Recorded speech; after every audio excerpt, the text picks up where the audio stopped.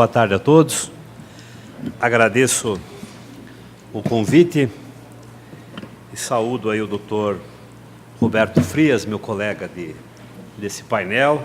Muito obrigado ao doutor Joaquim Pereira Alves Júnior, representando aqui a Comissão dos Advogados de Cascavel, isso, Comissão de Advogados Trabalhistas de Cascavel, né? Pela OAB. Doutor Rodrigo Costa Glaser, muito obrigado pelo convite. Bom, há quem diga que eu mudei de ramo na hora certa.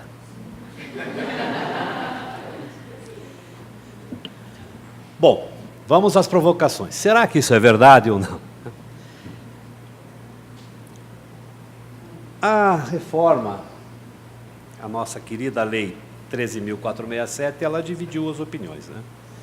Agora, modernização ou retrocesso? Emprestando aí uma denominação científica, sociológica, na denominação do Bauman. Obrigado. Perfeito. Perfeito. Obrigado. Pode dar uma corridinha. Ótimo. Perfeito. Bom, voltando, né? Pegando na definição do Bauman, emprestando ao tema, chegamos a um direito do trabalho líquido hoje, né? Fluido. Temos aquelas novidades lá do trabalho intermitente, do trabalho autônomo contínuo, da quitação geral anual, do teletrabalho, da possibilidade de se dosar de antemão o custo de um dano moral. Tudo dentro de um contexto social que tem impingido assim, uma maior fluidez, né, nas relações. Mas como isso atinge a base do sustento do homem, que é o trabalho? Bom, valendo meio das provocações dos sociólogos, a reforma, então, ela chegou primeiro como tragédia, depois como farsa. Seria, então, essa lei 13.467, o descortinar do fim do direito e da justiça do trabalho? Modernização ou retrocesso? Esse é um momento que demanda, penso, a superação do luto e também do regozijo da vitória. Vou procurar aqui, com uma neutralidade científica, oportunizar o amplo debate da lei e o amadurecimento das relações contratuais trabalhistas. São inúmeros os objetos que merecem a nossa reflexão.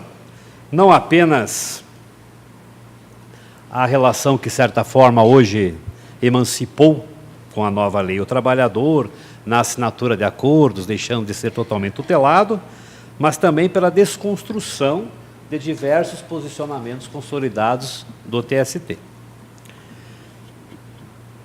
Hoje, com o tema que me foi proposto, eu me atenho a investigar os aspectos do cotidiano do judiciário trabalhista, tão somente, do advogado e do juiz.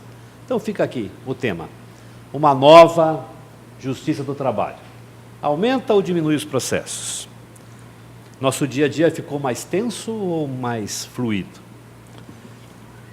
Fica a pergunta: haverá mesmo uma nova justiça do trabalho? Vamos fazer aqui então um exercício de futurologia. Nesse mapa, nesse quadro, eu trouxe aqui o número de ações trabalhistas a partir de 1976, no Brasil. Nós tivemos, nos primeiros 5 anos, até 80, 3 milhões de ações. E chegaram, agora, em 2017, aproximadamente, em torno de 7 milhões de ações propostas. No cotejo com a população brasileira, considerando aqui que nós tínhamos em 1980 121 milhões de habitantes e hoje estamos com 208 milhões de habitantes. No nosso contexto de um país continental que tem diferenças abissais de atividades econômicas e nos mais variados perfis do trabalhador, o desafio é grande. Como seria impossível tratar aqui e esgotar esse tema, se vai diminuir ou não pelo nosso perfil de população, economicamente ativa, com o número de processos trabalhistas, vamos tentar assim escapar do subjetivismo ideológico ou político.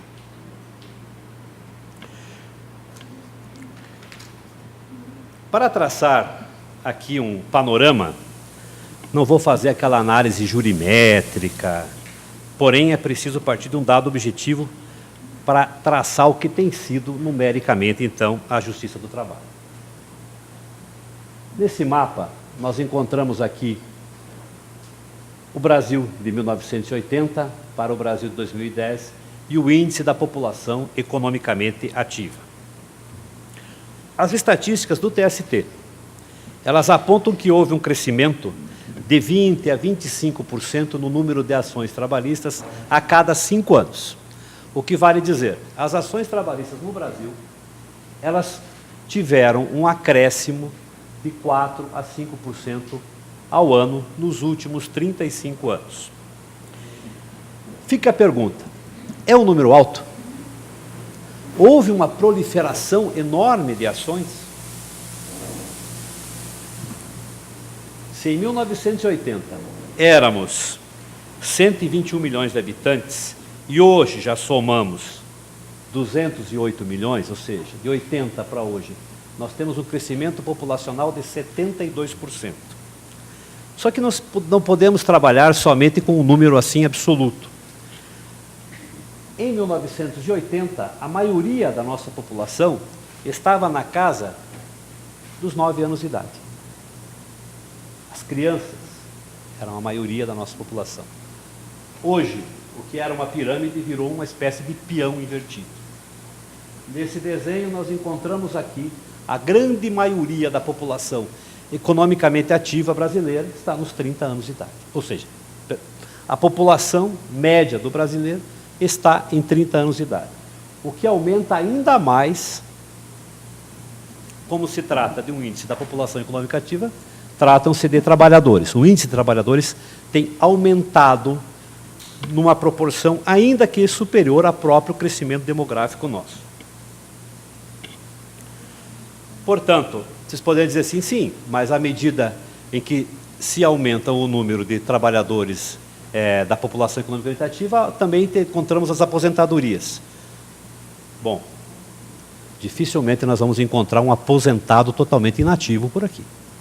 O inativo ainda, o inativo entre aspas, ainda faz parte da população economicamente ativa, trabalhando de alguma maneira para poder aumentar a sua renda.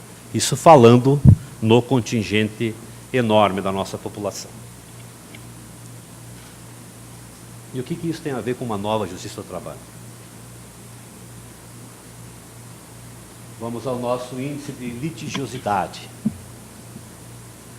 Em 2015, tivemos aí 4 milhões de ações para uma população economicamente ativa de 101.220.000 trabalhadores.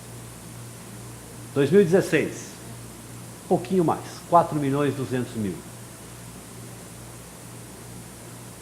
4% de aumento, continuando como sempre foi nos últimos 35 anos. 2017, estamos aqui até agora com esses 3 milhões e agora, por conta da nossa reforma trabalhista, nós chegamos a um índice bem superior. Eu gostaria, antes de trazer aqui essa fotografia do órgão, mostrando o nosso perfil de trabalhadores. Esse era o perfil do trabalhador simples, cuja sua primeira fotografia na vida era de uma carteira de trabalho, e hoje está aqui o outro trabalhador, mais antenado, trabalhador dos meus direitos, mais ligado. Mas aquele lá não existe mais? Perdão. Opa! Não existe mais aquele trabalhador? Simples, que tirou só uma foto. A primeira foto dele foi da carteira de trabalho. Então, chegamos à conclusão de que não houve um aumento nas ações trabalhistas do Brasil, pelos dados estatísticos, com relação população economicamente ativa. Temos mantido uma média de 4% a 5% de acréscimo em relação à população nos últimos 35 anos. Há uma constante aqui.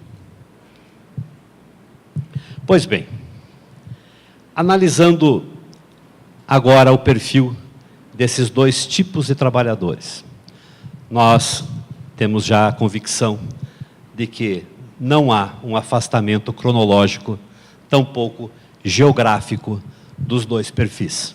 Possivelmente, hoje pela manhã, nós tomamos café em algum lugar, ou quem sabe até mesmo na nossa casa, e lá fomos atendidos de alguma maneira por um perfil de trabalhador, e ao chegar no escritório, aqui na ordem, estamos sendo atendidos pelo outro perfil de trabalhador do TI, por assim dizer. Só que, lógico, hoje vivemos também a era dos meus direitos. Mesmo aquele trabalhador mais simples, um tanto quanto iletrado, ele ainda tem um acesso à informação. Antes, anos 80 e 90, a televisão, e nos últimos 10 anos, a internet. Porém, como disse, essas realidades, elas não são absolutamente distantes, cronológica e geograficamente. Nos últimos 30 anos foi notória a ampliação a esses acessos a informações. Mesmo pessoas simples, sem noção de que podem defender os seus direitos dentro de uma sociedade diversificada. Tudo isso alavancou, de certa maneira, a nossa litigiosidade no processo na Justiça do Trabalho. Afinal, os temas que tocam a nossa população de forma ampla não têm uma natureza de direito tributário ou de direito administrativo. O que toca a população? Não recebi minhas horas extras. Não recebi a minha rescisão do contrato de trabalho. Sim, questões da vara de família também, e as questões do direito do consumidor. Em 2016 foram ajuizadas 4 milhões de ações, um aumento de 5% em relação a 15%. Essas 4 milhões de ações ajuizadas em 2016, elas representam apenas 15% dos litígios submetidos ao Poder Judiciário no Brasil como um todo. E reforço, há uma grande concentração, apesar dos índices não serem absolutamente corretos, como conversávamos aqui com o Dr. Frias, mas em torno de 50% ou mais das ações que movem a Justiça do Trabalho são ações com pedidos de verbas rescisórias. Não consigo ver a razão de que, a partir de 11 de novembro, todas as verbas rescisórias serão pagas. Não haverá mais, então, litígio. Todo mundo ficou bonzinho, vamos pagar a rescisão. E mais, desses índices que seria importante nós colocarmos, 40% das ações que são propostas, e esse índice tem um grau de correção mais forte, são solucionadas por acordo. Ou seja, houve um crescimento não geométrico de ações trabalhistas, mas diretamente proporcional ao índice de crescimento da população economicamente ativa e, obviamente, não podemos também olvidar de que a nossa educação, por mais frágil que seja, ela também teve índices de melhor aproveitamento.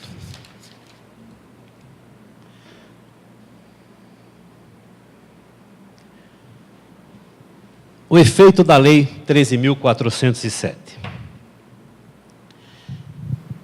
Nós encontramos aqui esse mapa elaborado com 5, 6 estados da federação, até o dia 10 de novembro, o número de ajuizamentos e a sua consequente e absurda queda.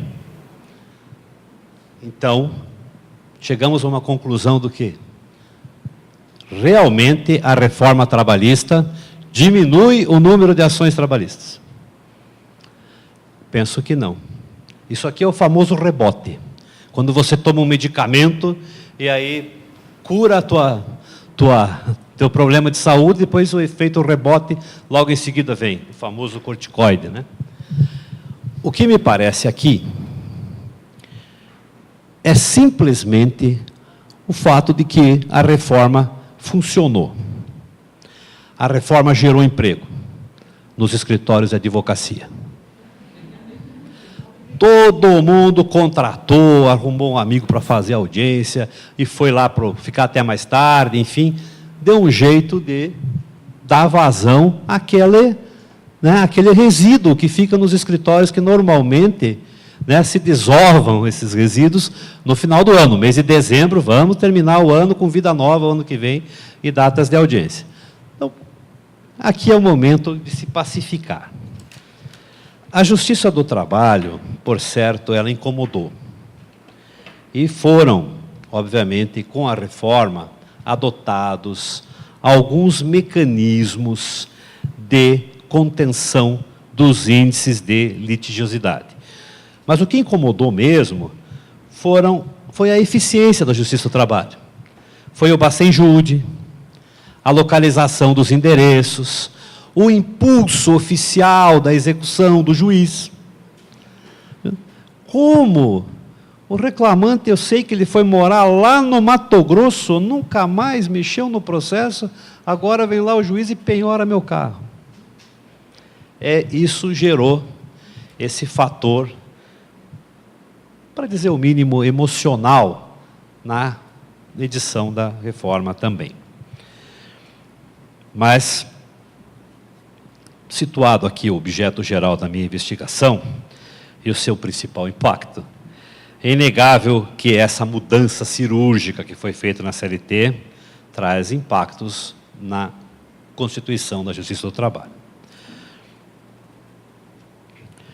Mas temos um ponto em comum.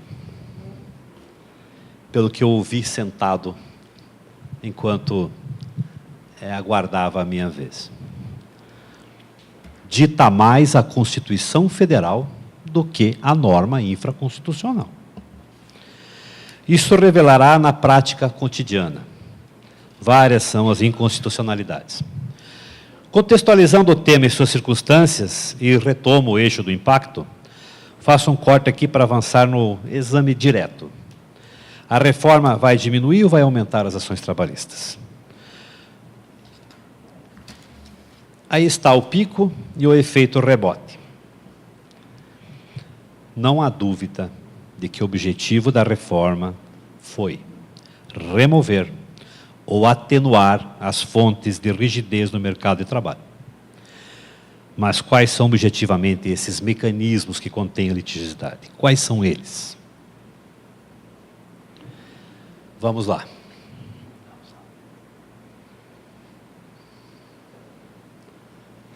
Primeiro, houve sistematicamente uma redução de direitos, os criados por construção jurisprudencial especificamente. Então, isso acarreta necessariamente no quê? Numa diminuição de pedidos. Não vejo aqui diminuição de ações, mas uma diminuição das verbas e dos pedidos que são pleiteados nas ações. Quitação geral anual, sim. A quitação geral anual, ela inibe o trabalhador da propositura da reclamação. Arbitragem. Aqui é um ponto que gostaria de me detalhar um pouco mais. A arbitragem da forma do artigo 507, ela está hoje adstrita aos trabalhadores que recebam salário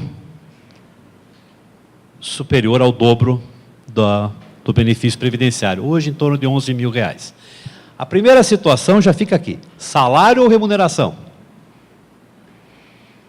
Então, se tem o salário base de R$10 mil e recebe lá os penduricários superiores, me parece que não se enquadram aqui, na questão da arbitragem. Por outro lado, a experiência que tivemos com as comissões de conciliação prévia no passado, acabou não sendo uma boa experiência, por conta de situações de falta de controle, embora eu tenha um convencimento pessoal de que muitas delas funcionaram e funcionaram bem. como meio de conter o litígio.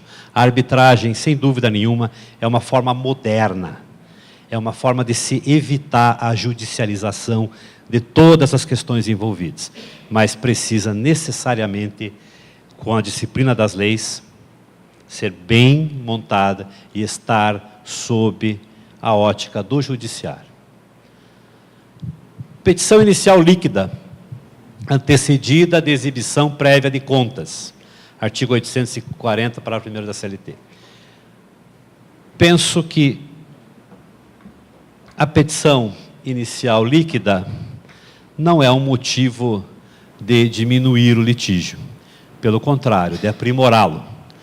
E acredito até, por um lado, de que vamos acabar tendo aí, na maioria dos casos, duas ações. As de exibição de documentos e, posteriormente, aí sim o pedido. Então, não vejo isso, embora está aí uma tentativa de se reduzir os índices de litigiosidade, mas a impressão que tenho é que vai aumentar.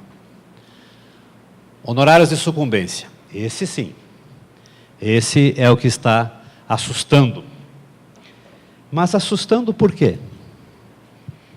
Agora todo mundo tem que pagar honorários. O exemplo que foi citado agora, na palestra anterior, da citação do dano moral, pediu 50 mil, recebeu 10, vai pagar honorários de 40. Tenho ouvido muito advogado falando isso. E também, infelizmente, posso dizer que tenho ouvido também de alguns colegas na magistratura hoje que defendem esse argumento. Não vejo assim, compartilho exatamente da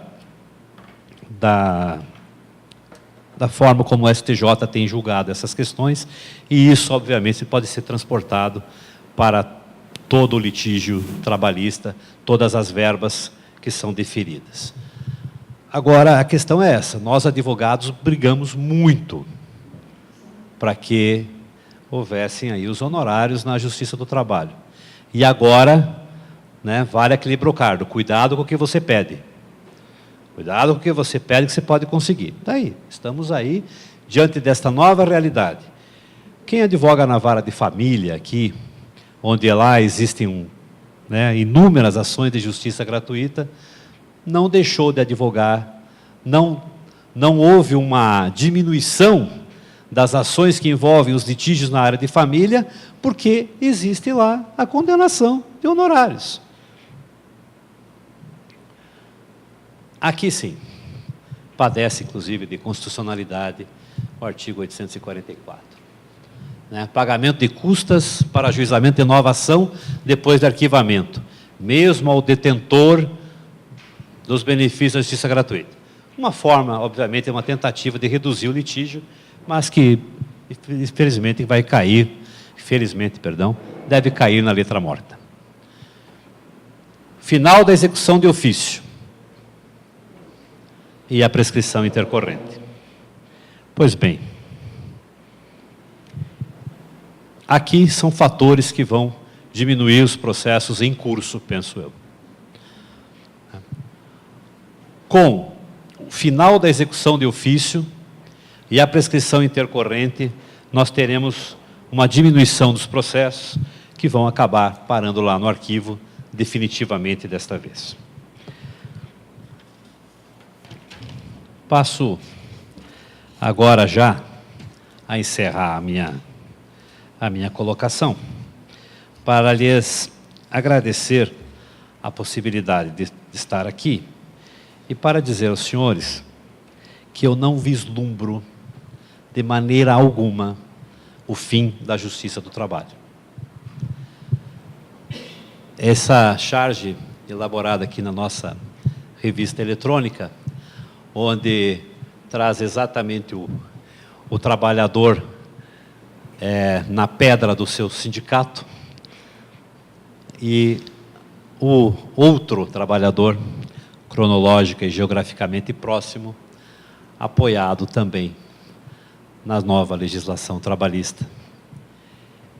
Serve isso para agradecer a coordenação da revista, Dr. Gunther, a minha assessora Adriana, que fez a charge e nos ajudou nesta pesquisa. E me disponho agora a participar aqui de um debate, responder as perguntas que forem eventualmente postas, e me coloco à disposição. Muito obrigado.